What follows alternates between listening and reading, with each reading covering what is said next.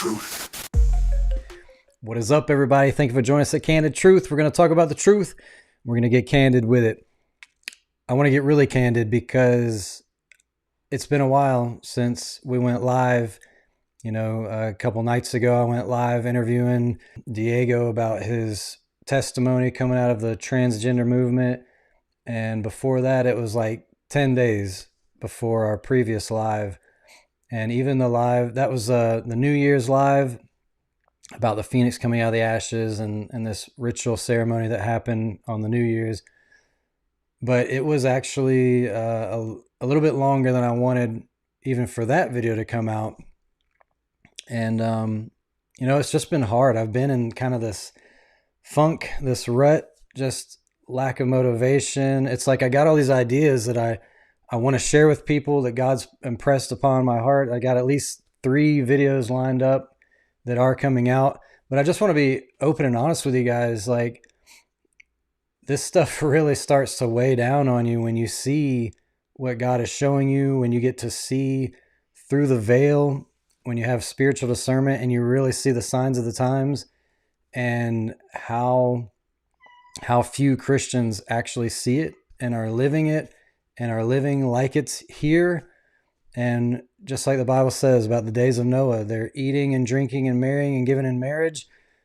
And it's almost like, are these words falling on deaf ears, or do people just not know what to do? We're in the situation where we're trying to figure out, like, what do we do? Because I feel like Christ's return is so soon. And I'm not a date setter. I'm not a prophet. But I've talked to you guys about this before. I believe that this is the year, 2026. I believe this is the year that we will be told we are not alone, that there are beings and we are communicating with them. They're already telling us that they communicate with non-human intelligences. So me and Aubrey have just really been thinking realistically, like, what are we supposed to do? What are we going to do? Do we have a plan? What's our plan? We live in a 3-bedroom house that we're still making payments on. We had a garden for the past 2 years, but we're not like canning. There's just a lot to think about. And I think by the end of this presentation, you guys will also believe that we are very close to the end. Whether Jesus comes next year or 10 years or 50 years from now, the signs of the times are here. The beast system has been set up. The stage is set for Satan to appear as a cosmic Christ, a supernatural being that's going to deceive the entire world and deceive people by means of those miracles, it says. So this is how they work. Order out of chaos. There have been fires in Canada, California, Hawaii, Australia, fires everywhere, right? Storms and hurricanes with record destruction, floods displacing thousands, riots and political unrest, economic instability, mental health crisis, and digital fatigue. This is all by design. Satan has a plan. Order out of chaos. Create the chaos, bring about the solution, bring about the order. It's the Hegelian dialectic. He plays both sides. Create the chaos and create a solution. So these fires, I don't believe are natural. These storms, these floods, I don't believe are natural. The mental health crisis and the digital fatigue and all this is all because of the bombardment of technology and how much we have on our plate. You think about a day-to-day life in the life of a pilgrim, or like the Little House on the Prairie days. It was like, wake up to the rooster crowing and go out and cut down some trees for firewood, tend to the garden, play with the kids, school them from home, which would probably be like teaching them how to cook, how to do chores and things like this, and of course to read and all that kind of stuff. But life was a lot slower, a lot different. Now it's like, wait a minute, I have 10 messages on Facebook. I got to get to the email. I got to work on a keynote presentation for that live I'm supposed to do. And you got all this stuff in your mind, and then you top it off with, wait, are you preparing for the end? Do you have a garden going? Do you have land? Are you fleeing to the mountains? So there's a lot going on, and all of us are bombarded with the mental fatigue of dealing with the thoughts of all this stuff, right? And then top it off with 5G, smart meters, cell phone signals. Who knows what this stuff's doing to us? We don't even know what a microwave's doing to us. We are the generation of microwaves, smart meters, cell phones, Wi-Fi, 5G bombardment, right? I've seen more people die of strokes than I've ever seen in my entire life, than I've ever even heard of. Strokes, heart attacks. People are just dropping left and right. I don't think it's an accident. Here's some proof that there have been more wildfires now than ever. NASA's talking about this. Over the past 20 years, the amount of land area burnt each year has increased as wildfires have grown larger, while the number of fires each year has remained fairly constant. Climate change, they're always going to blame it on climate change. I know what climate change is. It's those antennas out there in Antarctica.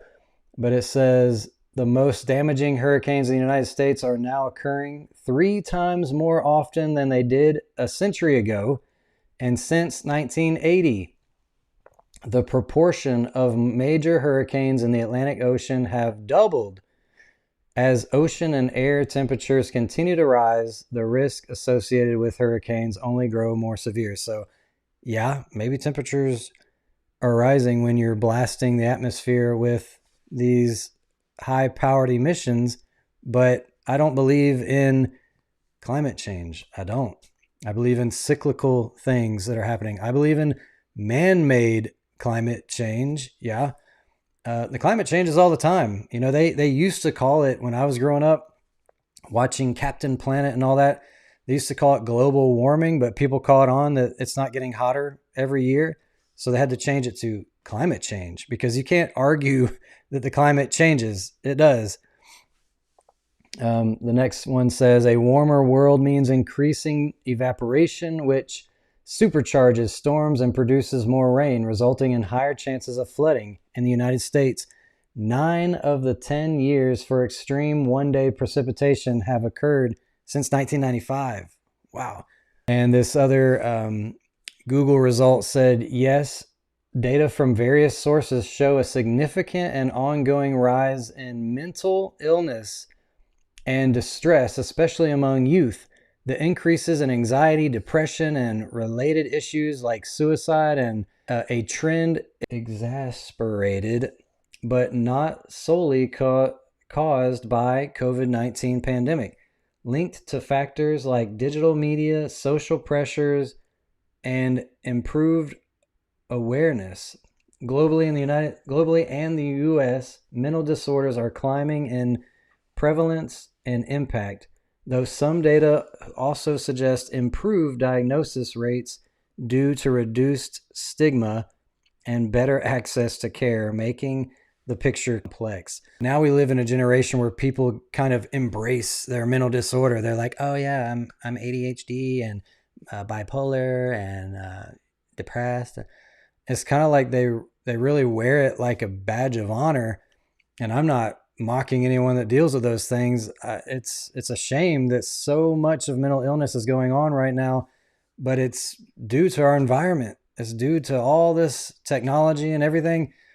We shouldn't embrace these things as if it's something cool. I think this generation really kind of puts another notch in their belt, like, ooh, I got another mental illness, and it's something to kind of brag about. The infrastructure is already set up for the beast system. Look, it's not like coming anymore. It's not like the beast system is coming. It's here. The beast system is here. And all it takes is for a couple little laws to be tweaked here and there. And Mark of the Beast is here. AI governance is already in the works. When Trump was talking about Stargate, they were talking about AI governance the first day that Trump was in office. Then they kind of stopped talking about that. And now November 24, I think it was November 24, he launched Genesis Mission, which was the same thing. It's an AI governance where AI is linked into all the nuclear power plants and the science labs and all that stuff. And it's pushing us towards singularity. Singularity is going to be the end game. All right. Digital currency and the elimination of cash. I know this doesn't sound like a big deal, but last year, the end of the year, we eliminated the penny. That might not sound like a big deal. Like, oh, it's a penny, big deal. Who cares? That's one step towards eliminating cash. What happened during COVID? There were signs that said no cash accepted, right? Because everybody was afraid to touch the money. What if we reach a place where it's just like, it's more convenient to go digital? I mean, think about it. You don't have to run printing presses. You don't have to cut down trees. You don't have to use special ink and try to put all these different watermarks in there that make it hard to counterfeit. Just go all digital. It makes it so much easier. The click of a mouse, you're transferring money, you're receiving money. Way more convenient, right? That's right around the corner. We're going to find that out. Universal basic income is what Elon Musk has been talking about. We're going to look into what that is. 5G surveillance and smart tech, social credit behavior system, and control through convenience. That's what's going to push everybody into doing this. Convenience has been our demise for years. We say, oh, it's more convenient to do this. And that becomes a trap. It's like a Trojan horse. So check this out.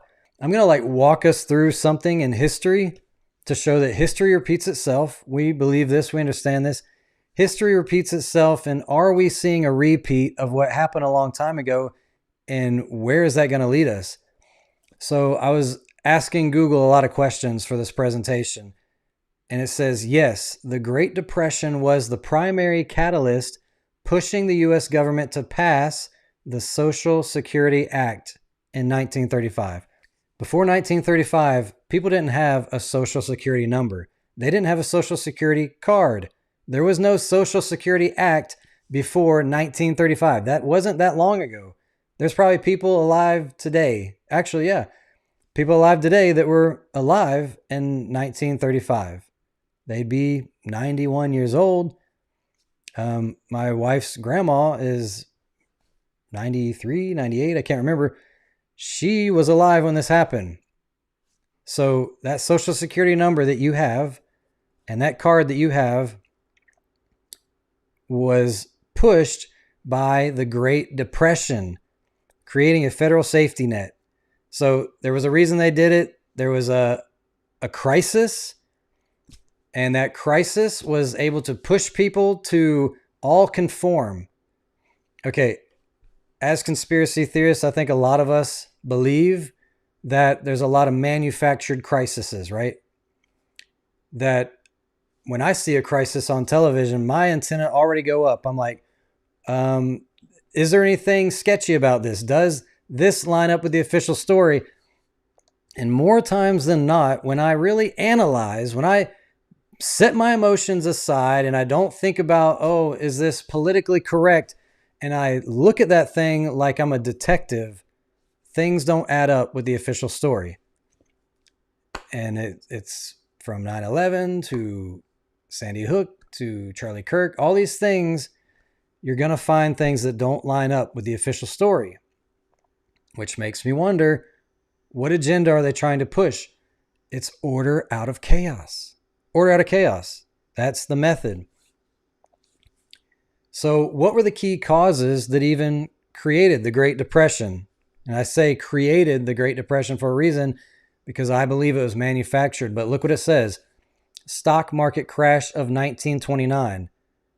You know that you can make the stock market crash? You know that you can create these crises. You can create inflation, and people can't afford things anymore. All right.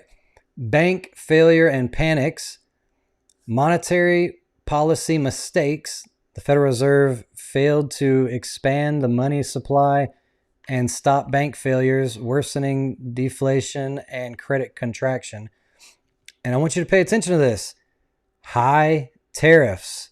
Intended to protect U.S. industries, it triggered retaliatory tariffs, collapsing world trade. Are you paying attention to this?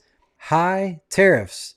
And it was supposed to protect the U.S. industry. They thought it was a good idea to raise the tariffs. What do you think is going on right now? What do you think has already happened the end of last year? During his second term as president of the United States, Donald Trump enacted a series of steep tariffs affecting nearly all goods imported into the country. From January to April 2025, the overall average effective U.S. tariff rate rose from 2.5% to as high as 27%, the highest level in over a century. What was part of the cause of the Great Depression? High tariffs. I don't think this timing is just coincidence, all right? Trump's tariffs trigger rising rate of job layoffs. This is CNBC talking about job layoffs because of Trump's high tariffs. AI washing and massive layoffs hitting the economy. It's talking about more than 60,000 jobs cut this year. More than 60,000 jobs. Now, this article came out in November of last year. You realize that AI doubles its thinking power? It evolves basically like every 3 months. Every moment, it is evolving itself and getting better and better and better. The AI images and videos that we laughed at a year ago, we can't even tell what's real anymore. We have to I'm starting to look and be like, is this real? Is this AI? And I'm starting to question real videos and believe AI videos, if I'm honest. Now, I have a little bit sharper eye for it because I play with it a lot. But for people that have never been exposed to it, they're going to believe a lot of stuff. And believe me, the technology that they give us, the elites give us to play with, is 10 to 20 years behind what they have, okay? This is on CNBC. It says, announced U.S. job cuts. These are by years. You got July 2023, July 2024, July 2025. What in the world is happening? 2023, 2024, 2025. Wham! Look at that number. 946,426 announced U.S. job cuts. This is insane. This is the world that we are living in right now. And people are just playing. Like, oh, just eat, drink, give in marriage, all that stuff. The days of Noah. What was the next thing? Reduced demand and overproduction. Consumers couldn't afford goods, leading to layoffs, which further reduced spending. Is that happening today? Do you think that's happening today? I literally copied and pasted that, and I asked Google, I said, is this happening today? And I pasted, consumers couldn't afford goods, blah, blah, blah. Look what it said. Yes, the cycle of consumers struggling with affordability, leading to reduced spending and businesses responding with cost cutting and layoffs, often citing AI or weak demand, is happening now, late 2025, early 2026, creating concerns about a potential contraction or recession, with many Americans, even higher income earners, cutting back on big purchases and falling behind on bills like utilities. It's saying even people with the high paying jobs are suffering. You know what? More so. Because what are the highest paying jobs? Things like lawyers, things like accountants. These are the jobs that are getting taken over by AI. More so than your physical labor job, your carpenter, your plumber. AI isn't unclogging your drain. AI isn't building a house yet. The people that are making the big bucks, the computer jobs, are losing their jobs. So what's happening when people have less money to spend because groceries are really expensive right now? They're spending less on luxury things. So businesses are having to close down. Layoffs are happening. I want to go back and look at this because we're looking at some key points here. Stock market crash, bank failures, monetary policy mistakes. We have high tariffs is definitely happening. Reduced demands of overproduction is definitely happening. Unequal wealth distribution. A small percentage of the population held most wealth, limiting overall purchasing power. That's definitely happening. Gold standard tied global currencies, transmitting the U.S. downturn worldwide and hindering monetary policy responses. I got to admit, that's kind of over my head. I don't keep up with what's going on with gold and all that stuff. History is repeating itself. Key indicators of this cycle. It went on to expound. Affordability crisis. Roughly half of Americans find it harder to afford groceries. Half of Americans find it harder to afford groceries, and many are falling behind on essential bills like utilities due to rising costs. Slowing demand and layoffs. Businesses, particularly in tech and manufacturing. See, this is what I'm talking about. In tech and manufacturing, are reporting weakened demand and cutting jobs, partly due to higher costs, tariff impacts, and efficiency drives, including AI implementation. So there's a couple factors here. You got higher tariffs, well, partly due to higher cost, tariff impacts, efficiency drives, including AI. These are the things that are happening in our world right now that are ultimately going to lead to this second Great Depression. This is the impending doom that is coming. Everybody can feel it. Whether you're a believer, whether you're a Christian or an atheist, you can see the signs of the times. Just look, just research, just look at history and look how it's repeating itself. Listen to these big tech guys, what they're saying, how Elon Musk is saying we need a universal basic income. We're going to get into all this stuff. Economic cycle reduced spending.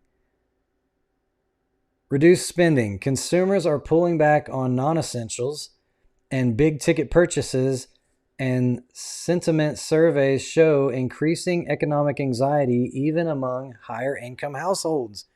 Even the people that are making the most money are not able to make their bills. Economic cycle concerns. This pattern of reduction demands layoffs and lower spending aligns with the contraction phase of a business cycle, raising fears of recession.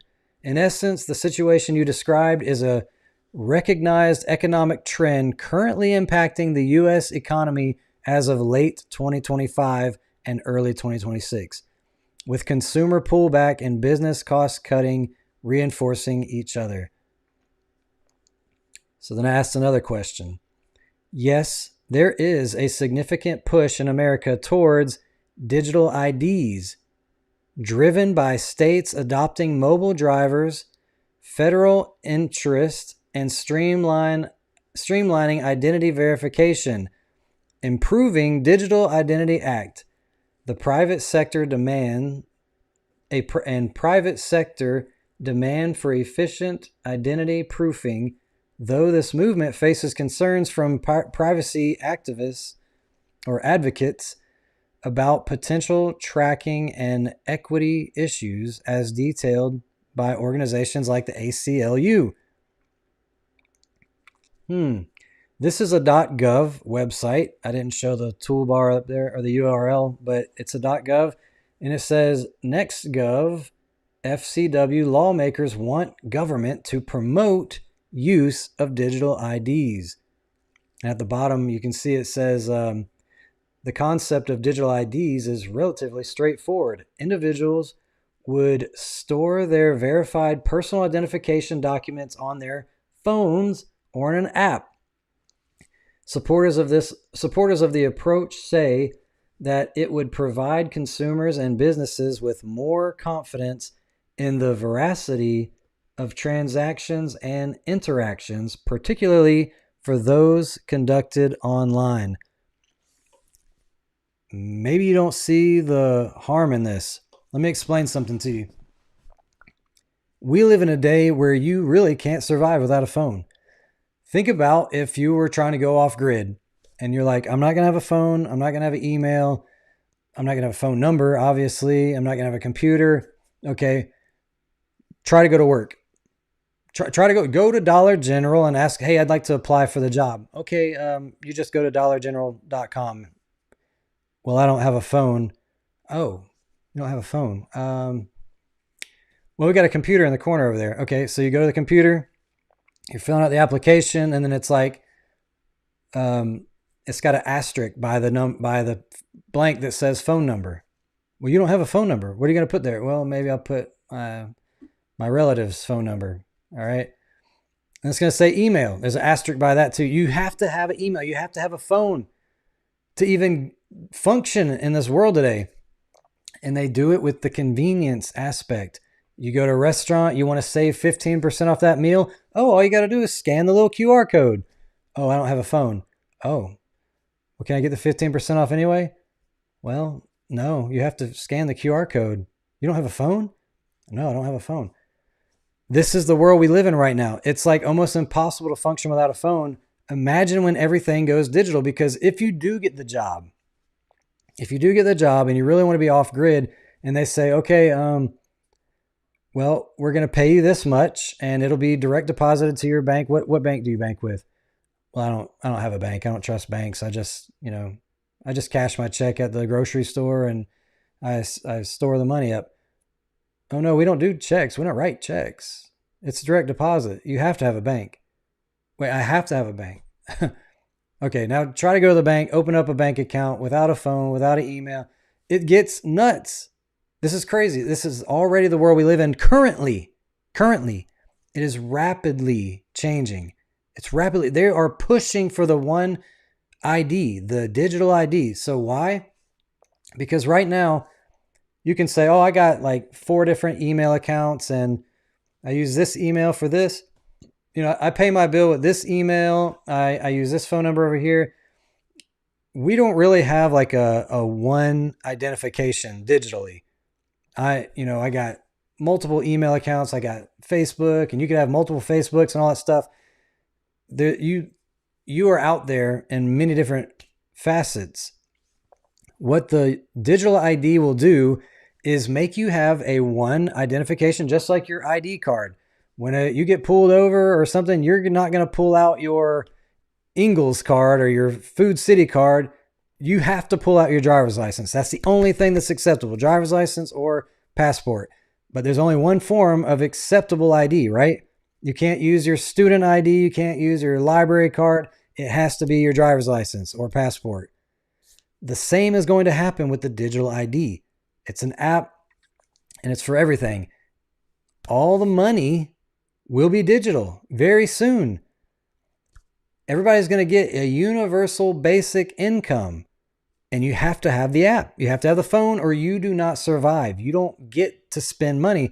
And so every transaction you make will be from your digital ID. You go to a grocery store, boop, you pay for it with your phone. You got to pay your water bill, boop, your electricity, boop. Everything is tied into that. And when Trump's dream of AI governance happens, and it's not just Trump, it's the elites, it's Satan who's at the top. When his dream of the all-seeing eye of AI governance is watching every moment of every day, then the moment you go 5 over the speed limit, deduction from your bank. The moment you do something immoral, because there's not going to be jobs anymore. Your income is going to be based on behavior. You do good things, you get money. You do bad things, the money goes away. We're going to get into that. I don't want to get ahead of myself. Digital IDs in the USA are electronic versions of physical IDs like driver's license on smartphones, allowing secure, convenient verification for services and travel with states like Arizona, California, Colorado, Georgia, and I think that's Maryland, issuing them for TSA and other uses via apps like Apple Wallet, Google Wallet, and state-specific apps. While still developing, They offer enhanced privacy through biometrics, which is Face ID and Touch ID, but raise privacy concerns for some about data trafficking, though the TSA says they don't build national databases. So, we can trust TSA, right? They have our best interest, just like the government. They're for us, right? No, not true. Mobile driver's license, MDL. Digital versions of state-issued licenses stored securely on phones and read electronically. Digital wallets. So it's going to be your driver's license. It's going to be your money. Digital wallet. Apps like Apple Wallet and Google Wallet support adding eligible MDLs or even U.S. passports for domestic travel, notes the TSA. So it's your ID, it's your passport, it's your wallet, it's your money. Security uses encryption and biometrics. Oh, goody, face scan and Touch ID, your thumbprint and your face scan for authentication, ensuring only the user presents the ID. So they're going to present this to you as safe and secure. This is a way that nobody can steal your money because it's not paper money that could be robbed from you. It's not a credit card that could be stolen from you. It's on your phone, and the only person that can open your phone is your face or your touch. This is how they're going to sell it to you. Convenience speeds up processes like airport security and age verification at some venues. State-specific programs vary by state. Many states offer digital IDs through their own apps like LA Wallet or major digital wallets. So we're taking this back to the Great Depression. This was a sad scene where you just saw people lined up for miles. I thought this was just in America. When I looked this up, it said that this Great Depression affected the world, which is crazy to think about. Somehow, the stock market crashing and all these things that were key components to this affected the entire world, where people were lined up to get their soup and their bread. And they were given these things right here called food stamps. Notice they look just like a stamp, like you tear off to put on an envelope in the mail. They were literally stamps back then. And the blue one was for food and the orange one was for luxury items. But there was something you had to do to get the food stamps. Now, the food stamps were created to make some kind of method of universal basic income. Nobody had jobs. Nobody could get a job. Nobody could get money to eat. So they created these food stamps. Universal basic income. Okay? Think about that. This is a parallel. I asked, what direction are food stamps going? Are they going digital? It says yes. Food stamps, SNAP, are increasingly connected to digital systems, moving from traditional EBT cards to using mobile apps for managing benefits, locking, unlocking cards, and participating in mobile payment pilots with digital ID authentication for security. Though the physical EBT card with a PIN remains the primary access method for most users, states are implementing modernizations like chip cards and mobile payments, requiring digital identity proofing during online applications and for app access to prevent fraud. Now look, they're telling you to prevent fraud, we must move to a digital ID system. People are lying and they're getting food stamps and they're trading them and all this stuff. To combat this, the only way you can get food stamp now is you got to go through the digital ID. That's the only way. Do you want your food stamps or not? Get the digital ID. Get the app. We need to know. We need to scan your face and have biometrics. And that's the only way you're going to get your food stamps. I know you're suffering. I know your kids can't eat. Get the app. What are you tripping on? Get the digital ID. This is how it's going to operate. Convenience and through a crisis like mass layoffs. It's already happening. Hundreds of thousands of people have lost their jobs because of tariffs that are going up, just like the Great Depression. because of AI taking over jobs. And they're speaking of universal basic income. How SNAP is digitizing. EBT cards, the core system uses electronic benefit transfer, EBT cards, similar to debit cards loaded with benefits. Mobile apps.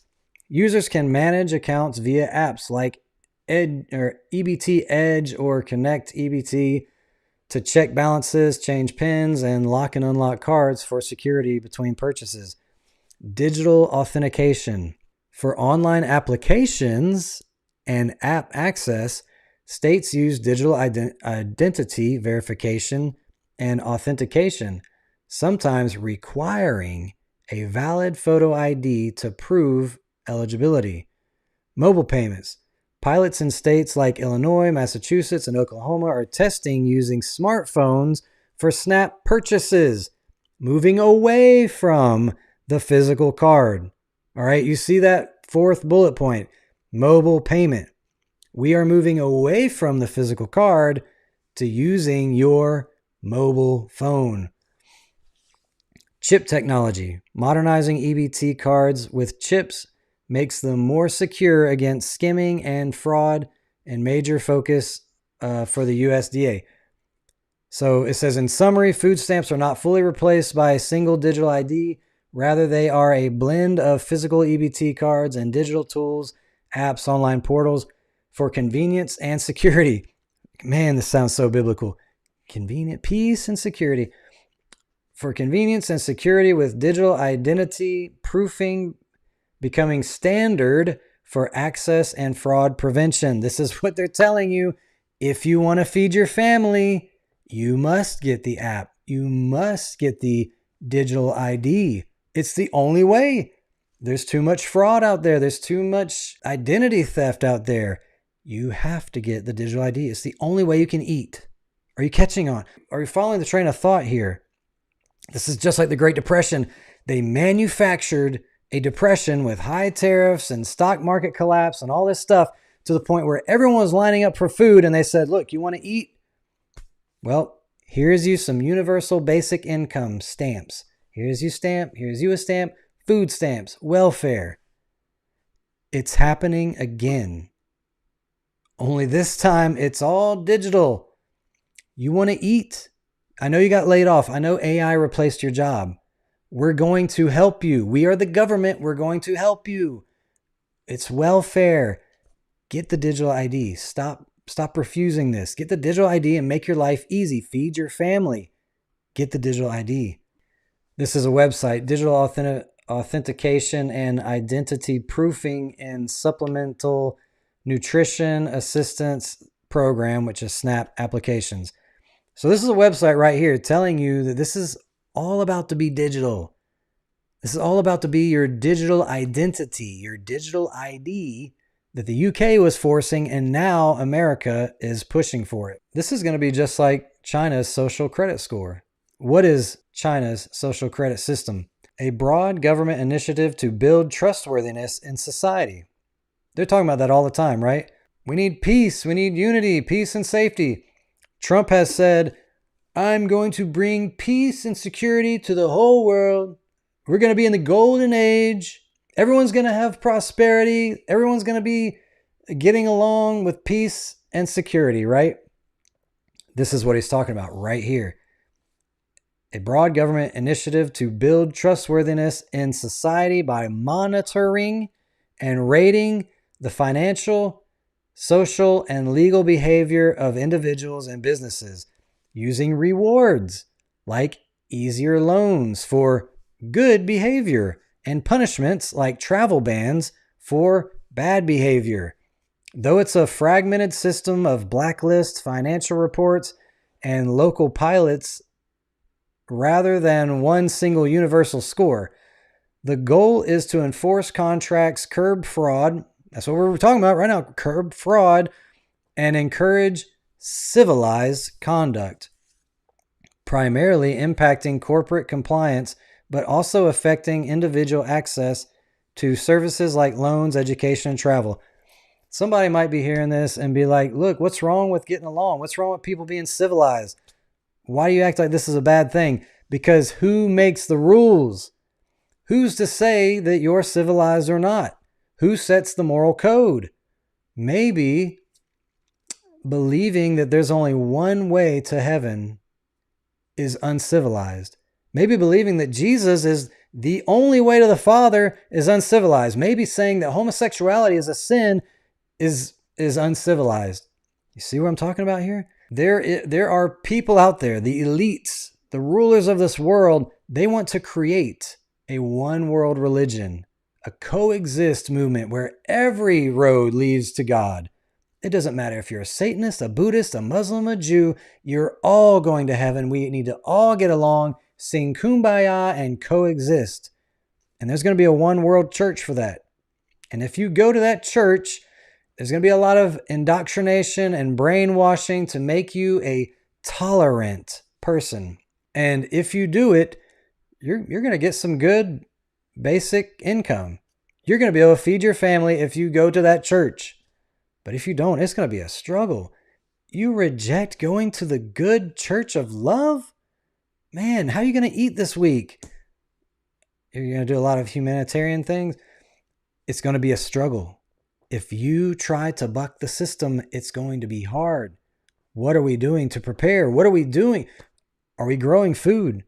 Are we trying to build a tiny home in the mountains? I know it sounds impossible. I know it's hard. We're trying to think through this stuff ourselves. I'm just telling you what's been on our minds lately, that the Bible's real.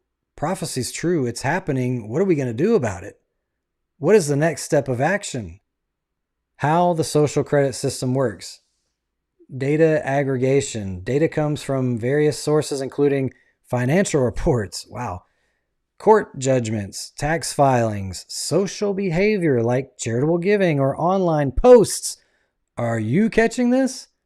Online posts. I didn't even think to mention that. But imagine if you can't say what you believe on social media. You're not allowed to say, I don't agree with this law.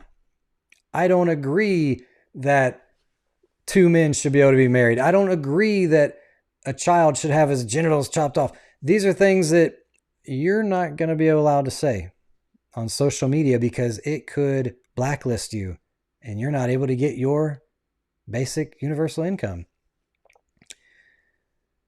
Blacklist and whitelist. The most prominent aspect involves blacklisting entities, companies, or individuals for serious offenses like failing court orders or significant pollution, restricting their access to certain services.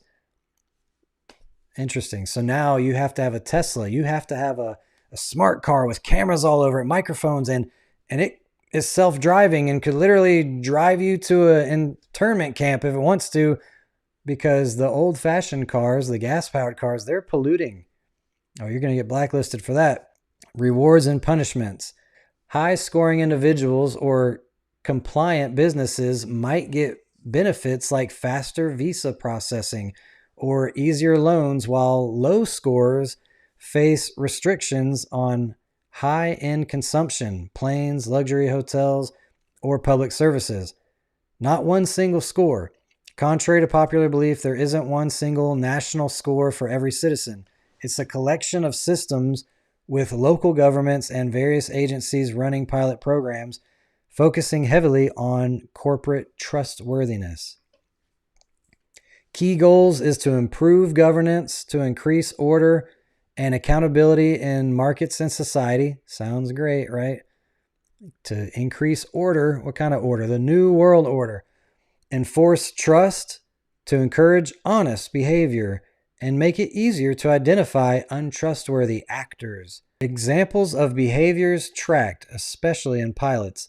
Negative, failing to pay debts, serious traffic violations, business fraud, excessive pollution. Positive, donating to charity, volunteer work, paying taxes on time, business compliance. Now, I know that we all have to pay taxes, but man, that is robbery. And they're like, you better pay your taxes on time or you will get a bad social credit score. This is in the current news 2 weeks ago, 1 month ago. And it says, a future without work? What Elon Musk, Bill Gates, and others in AI are saying about the future. What are they saying? They're saying that in the future, when AI really takes over, work is going to be more like a hobby. Elon Musk said, you can go to the grocery store and get vegetables, or you can grow them in your garden. Yeah, growing vegetables is a lot harder, but some people like to do it. He said that's how work is going to be. It's going to be optional. Do you want to work just because you're bored? You're not going to have to work. Universal basic income. But it's not just going to be freely given. It's not like, oh yeah, we just always give everyone the same amount of money. It's the golden age. Everybody's rich. No. There's going to be rewards and punishment for being a good moral citizen. Elon Musk says universal high income is coming. Elon Musk predicts universal high income will pay for everything. How much would you get? Elon Musk says universal income is inevitable. Why he thinks that's a bad thing. So this isn't just me jumping to conclusions saying, oh, you know what, I think it could be based off of social credit systems, social score and all that. No, the AI governance that's already here now as of November of last year with Genesis mission, the AI governance is, its whole task is to make sure that you are a good citizen. Watch these clips. Jobs to Texas. The president stood next to the CEOs of OpenAI, Oracle, and SoftBank to announce a $500 billion project called Stargate. The project would build new data centers and electricity generation needed to power AI. Texas will serve as a launch point, with the first of the data centers being built in Abilene. The goal for Stargate is to create 100,000 new jobs here in the United States. So that was his first day back in office. Now, you haven't really heard much about Stargate because I think maybe people freaked out. I don't know. I don't know why they're not talking about Stargate, but now it's not something we voted on. It's here. Genesis mission. Go watch our video. Go in our live tabs. Scroll until you see the picture of a Terminator, and it's called the Genesis mission. It's here. It's already here, guys. Omnipresent AI cameras will ensure good behavior. This is America. This is not a Chinese ad. This is not a Chinese newspaper. Omnipresent AI cameras will ensure good behavior, says Ellison. This is the guy who runs the thing. He owns Oracle. Here he is. Larry Ellison predicts rise of modern surveillance state where citizens will be on their best behavior. So this is all about enforcing good behavior in America. This is not China, guys. Oracle co-founder Larry Ellison predicts AI surveillance will be part of our everyday lives in the future. During a recent Oracle Q&A, Ellison said AI will soon play a major role in monitoring society through a vast network of interconnected cameras, including security systems, police body cams, and vehicle dash cams. Everyone would see it. Your body cams will be transmitting that. The police will be on their best behavior, because we're constantly recording, watching and recording everything that's going on. Citizens will be on their best behavior because we're constantly recording and reporting everything that's going on. Ellison's vision is for AI to analyze data from this network of cameras in real time in an attempt to prevent crime, while also tracking and influencing public behavior for a safer society. However, the idea raises serious privacy concerns.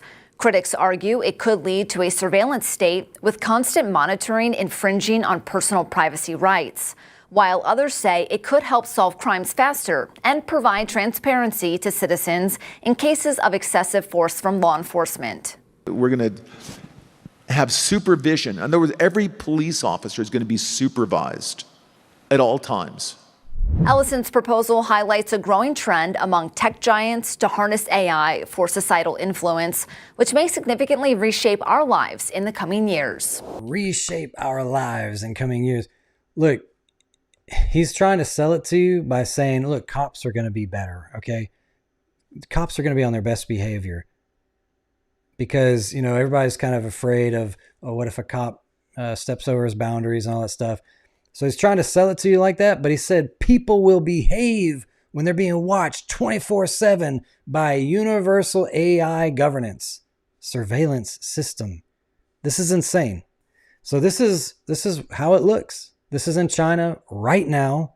It's been happening for a couple of years now. And look how Orwellian it is.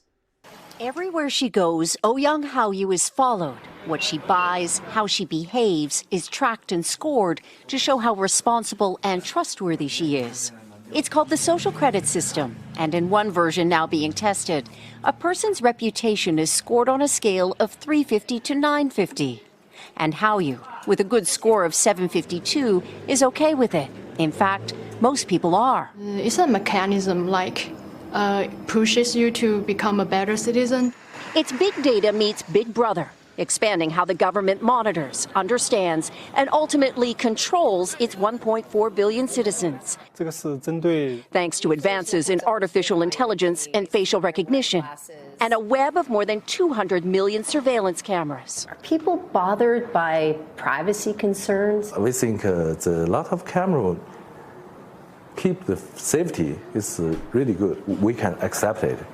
Companies are experimenting with the algorithms to help the government create the new national social credit system. The government also has pilot projects. In one, citizens are required to do hours of unpaid work to get benefits. And scores are docked for things like littering, a messy yard, gossip, even jaywalking. Video of offenders is shown on the local news. And information collectors like Zhou Ai-ni are paid to report on their neighbors. Her quota, 10 entries a month. Like the man who carried a drunk person home. A good deed, she says. Good social credit gets rewarded with perks like cheap loans and travel deals. But a bad score means public shame and worse. Huang Huijun lost a court case and didn't pay. Now he's on a government blacklist. I can't buy airplane or train tickets, he says, and the list goes on. Being discredited makes it hard to get a job or put kids in top schools. The social credit system will go nationwide next year, and few here are willing to criticize it, something that may pose a risk itself for a bad score and the life that comes with it. Janice Mackey-Frere, NBC News, Beijing. So if they even criticize it, they'll get a bad score. That video clip is from like 2 years ago. They're living under it now nationwide. It says in a year, this will be nationwide. What were they saying? You know, that woman said, you know, I like it. It helps people be a good citizen. Why? Because there's barely any Christianity in China. Think about that. When the true Christianity, I'm not talking about this universal coexist Christianity. I'm talking about true commandment-keeping Christians. That's going to be a threat. That's going to be a threat to your salvation, to your Christian walk, if you bow to this system. It's the beast system, and it's coming. Now, that one lady was saying that she gets paid to snitch on people. That sounds crazy, right? That would never happen in America. Well, remember COVID? Listen to this.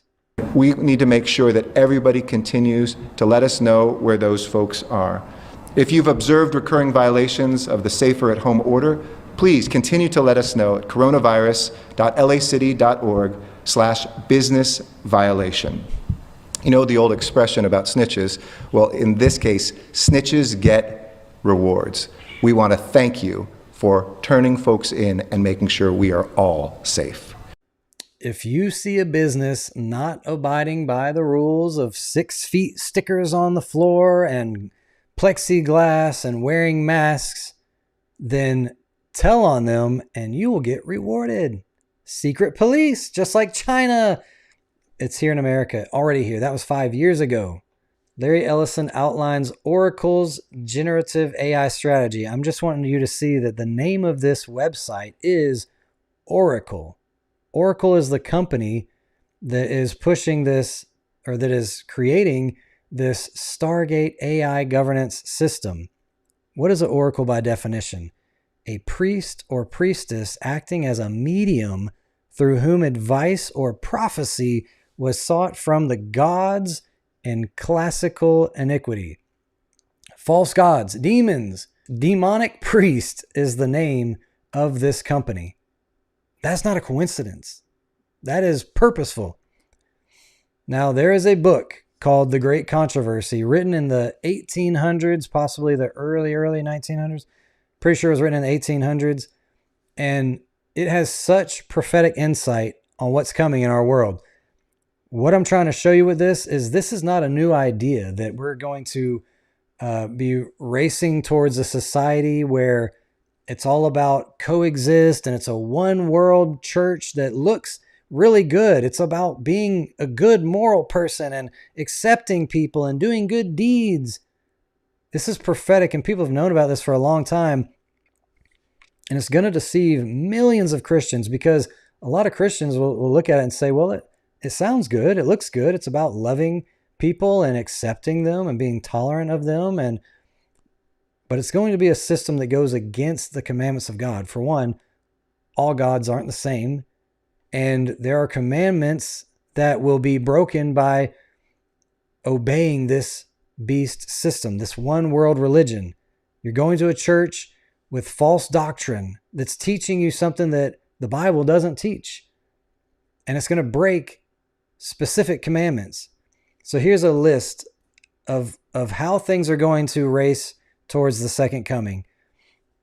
There's going to be a moral decline and chaos, disasters, and immorality, and economic unrest. We already talked about that. We see it. You watch the news and you see riots and protests, and you see chaos and disasters. There's going to be religious unity efforts among Catholics, Protestants, and spiritualists. That's happening right now. You just look at what Pope Leo is talking about. He's talking about uniting all religions together. He is. Sunday will be promoted as a moral solution. Keep that in your mind. We're going to cover that. Sunday will be promoted as a moral solution. False miracles confirm the movement's divine backing. So once this one world religion comes, and Satan is literally here manifest as an angel of light doing lying signs and wonders and miracles, it's going to deceive millions, because they're going to say, well, look, it's got to be true, because look, this being is healing people. This is Jesus. Popular demand leads to legislation. It's going to be accepted by the majority. The majority are going to say this is a good thing. Sunday law enforced nationally, then worldwide. First, it's going to start in America, Sunday law, and then it's going to go worldwide. God's people refuse and face persecution. If you follow the commandments of God that say to keep the seventh day holy and to remember it, and this system is saying no, you will be forced to go to the universal coexist church on Sunday, and you say no, you will be persecuted. You will be looked at as a hater. You'll be looked at as intolerant. You'll be looked at as a thorn in the side of every person and an enemy of the state. Final warning will be given, plagues will fall, and Jesus will return. Here's what I'm talking about. Pope Leo promotes interfaith dialogue and unity for global peace, calling for religions to collaborate on justice and compassion, not a single world religion, emphasizing shared values while respecting differences, a stance seen by some as paving way for global religious unity. Though he focuses on ecumenicism and religious freedom, not merging faiths. So right now he's trying to say we're not really merging them, but we're all just unifying. What's the difference? Unifying, merging. He encourages Christian unity, Orthodox and Catholic, and dialogue with Islam, Judaism, Buddhism, or Hinduism, and Buddhism, etc., echoing Vatican II's Nostra, I can't say that, Aetate. But some critics see these efforts as fulfilling prophecies of a future one world religion. Yeah, tell me about it. I see it. Interfaith collaboration actively brings Christians, Jews, Muslims, Hindus, Buddhists, and other leaders together for peace, often referencing the 60th anniversary of Nostra Aetate Vatican II. Okay, pay attention. Bringing all faiths together in the name of peace in a time of chaos and calamity, right? Order out of chaos. The peace, a false peace. When they say peace and safety, sudden destruction comes upon them, right? Now look what just came out. The Heritage Foundation. Now, who is the Heritage Foundation? That's a good question. Let's ask that. Who is the Heritage Foundation? The Heritage Foundation is an influential American conservative think tank based in Washington, D.C., founded in 1973. Its stated mission is to formulate and promote public policies based on the principles of free enterprise, limited government, individual freedom, traditional American values, and a strong national defense. It is widely considered one of the most influential public policy research institutions in the world, okay? This is not just some mom's meeting, okay? The Heritage Foundation is the most influential public policy research in the world. What are they saying right now? Saving America, a foundation for the next 250 years. Because America just celebrated 250 years as a nation, they're saying, look, we want to make sure that we got another great 250 years. And how are we going to do that? And they got all kinds of stuff in here. Pro-marriage, pro-child equals pro-family. We got marriage on the ropes, normalization of unwed childbearing. Having two parents is more than a privilege. So all this sounds great, right? Like online dating, hookups, and pornography culture. Like they're going against bad things in society, immoral things, the war on poverty and marriage. So it all sounds really good. Check out ABC News. Heritage Foundation calls on U.S. to prioritize marriage and family in new report. And you scroll through here and it's talking about, who they are, what they do. And right here it says, among its recommendations, a marriage boot camp designed to prepare cohabitating couples for marriage, a universal day of rest. This is what's being talked about right now, guys. We are there. This is no longer a future prophetic thing. This is right here on point number 3, Sunday promoted as a moral solution. The whole article that the Heritage Foundation put out was all about restoring morality to America. And what do they have on the list? A universal day of rest. This is nothing new. It's being talked about by many different people. These websites like Green Sabbath Project have been out for years, and they've been pushing this whole thing about taking a break and how it goes back to, back to Genesis and all this stuff. But it's all about enforcing keeping Sunday as a day of rest. Sounds great, but this is prophetic, guys. A green Sabbath. This is taking care of the environment by taking a day of rest. Now, listen to this guy.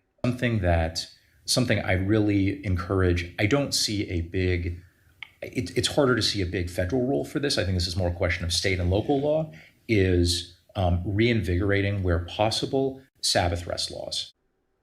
To be very specific, like it used to be, this was basically the norm as best. I've looked into this some. I'm working on some research on this. Literally dating back to Constantine and his recognition of Christianity in the Roman Empire. That you've had a pretty consistent tradition in Western civilization of taking Sunday off from commerce. This, of course, is a tradition that has roots not only in Christianity but in Judaism. Right. And keeping the Sabbath holy, and having a time not only for, it's not merely from rest in the sense of abstinence from work, but it's rest for time with God, time worshiping God. It's rest for time with community, and even in between is time with family. The lack, one of the things that I think has been so so harmful to the world of work and how we think about work is the lack of kind of well-defined and shared times for rest. Okay, you get the point. He's talking about we need to reinstate these Sabbath rest day laws on Sunday, the Sunday law. He said it goes back to Constantine. That's exactly right. Constantine was a pagan, a Roman pagan who enforced that all shops must be closed on the venerable day of the sun. And it's prophesied that it's going to come back. That's what this book right here is all about. If you guys want a copy of The Great Controversy for free, please email me. My email is right here at the bottom. You see, you can email info@CandidTruthOrg or executebrand@gmail.com. Either one of them will get to me. If you want a copy of this free book that prophesied this, I will send you one absolutely free because this is vital information. The fact that they're talking about these Sunday rest laws, this is Jonathan Berry. He is a part of the Project 2025 thing that Trump said, oh, I don't know anything about Project 2025. That's what he said. He's like, 2025, I don't know what that is. And within a few months, he already had implemented 41% of the Project 2025 agenda. And now, here we are talking about keeping a day of rest from the Heritage Foundation. This is here, guys. It's here. So what's soon to come? Soon to come is the elimination of cash. It's all going to be digital. Get your digital ID or you don't eat. AI is taking all your jobs. The high tariffs are causing layoffs. While everyone's losing jobs and even high-paid people cannot afford day-to-day life, you're going to have to figure out a way to survive. And that's where the universal basic income comes in. All you got to do, get the digital ID and go to the universal church, and you're going to get your universal basic income. You're going to be all good, and the world's going to be a better place because AI governs everything. AI is watching you. AI knows if you went to church or not. AI knows if you've been talking about homosexuality as a sin or that Jesus is the only way. This is a crazy world we're about to be in. We're about to be in a dystopian world, and I don't think it's any coincidence.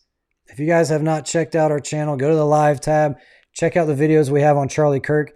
I do not think it's a coincidence that another major event was pushing towards a book, the sale of a book that's making Christians think about keeping a day again.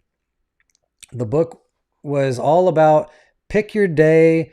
It's important to keep a day because we live in a world right now where even your average Christian is not keeping the day holy, whether it's Saturday or Sunday.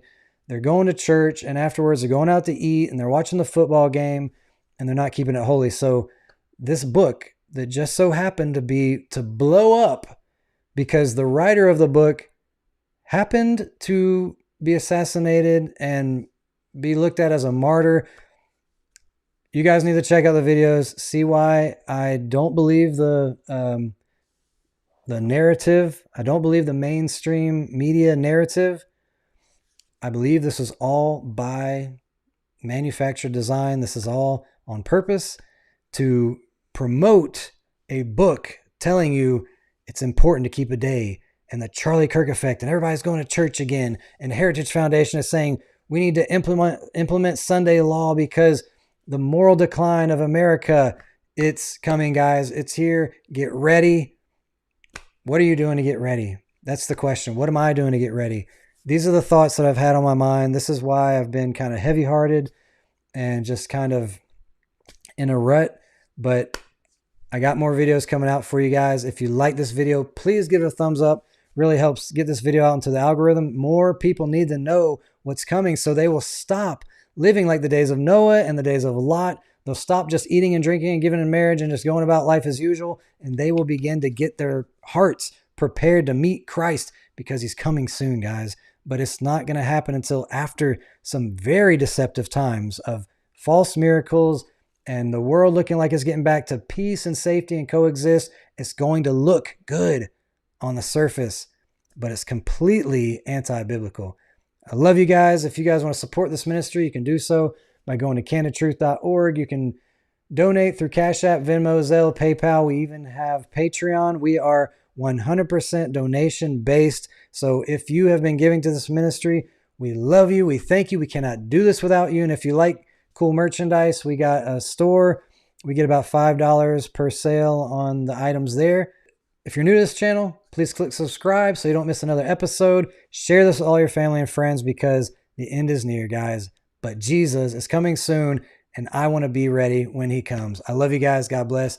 We'll see you next time on Candid Truth.